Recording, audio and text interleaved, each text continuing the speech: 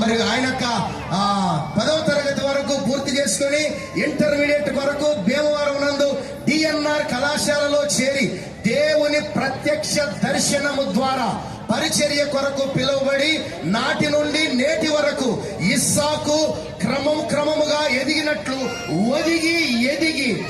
ఎదిగిన క్రైస్తవ సమాజం యొక్క కృతజ్ఞత హృదయ స్పందన.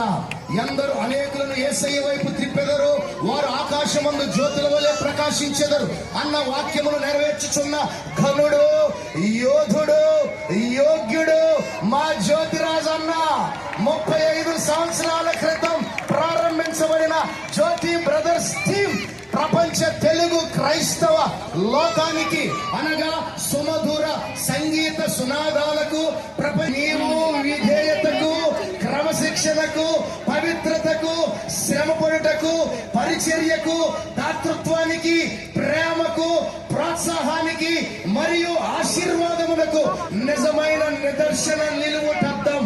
నీ ద్వారా అనేక మంది సంగీతకారులు, గాయకులు, సేవకులు ప్రోత్సహించబడ్డారు. మరియు అనేక సంఘాలను మీరు స్థాపించి అనేక సంఘాలను ప్రోత్సహించడంలో ముందు వరుసలో ఉన్నారు అన్న మాట తెలుగు క్రైస్తవ లోకం ఖచ్చితంగా ఒప్పుకోవలసినదే. మేమందరము నీ యొక్క అని ఎంచుచు ఇవే మా అందరి యొక్క కృతజ్ఞత, అభినందనలు. బంగారు మాట ఏంటో తెలుసా?